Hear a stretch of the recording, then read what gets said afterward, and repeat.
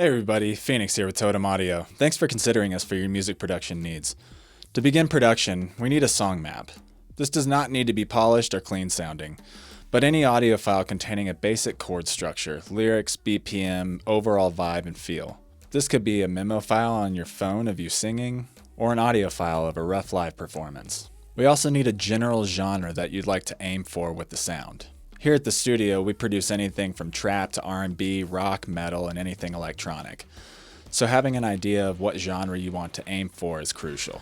Any artist and/or reference tracks that inspired this project are helpful to have as a sonic goal. Next, we need to discuss one of the most misunderstood premises of audiophile sharing: bouncing stems. If you're an absolute expert and you have this down to a science, you can skip this section. If there is any shred of doubt, please stick around as this information will be useful and will save much headache and back and forth emails. Get with me first on whether to do a wet or dry render, as it's circumstantial for each artist. Before rendering stems, first make sure each track has a name that has some information of what it is, i.e. chorus guitar 1, verse guitar 2, etc. Next, make sure any erroneous, redundant, or deactivated tracks are removed from your session. This way they're not rendered out with the stems and accidentally make it to the next session. If you're exporting individual instruments along with buses and groups, make sure that the buses are all obviously labeled. I like to do this by making all my buses capital letters and tracks lowercase. If you're exporting effects, sends, and returns that are separate from your channel strips, please make sure that these are obviously labeled as well, i.e. vocal effects sends, guitar effects sends, etc. Pro tips: have subfolders in your master stem folder. You can create subfolders for bus group stems, send return effects, etc.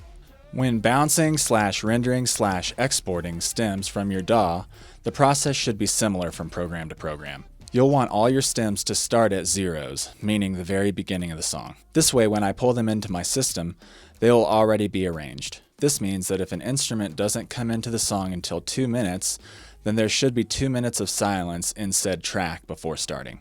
To do this is slightly different in each DAW. I'll cover the top two, Ableton and Logic. In Ableton, highlight your entire arrangement from the beginning of the session. In your export settings, you'll want to select all individual tracks.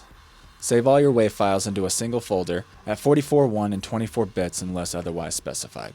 In Logic, export as audio, select your range, and extend file length to project end. Next, make sure to bring your project time bracket to the actual starts and ends of the audio. Only select bypass effects plugins for dry renders. Normalize is off, and save to a single folder. It's nice to meet you guys. It's all for now. I look forward to helping you make something awesome.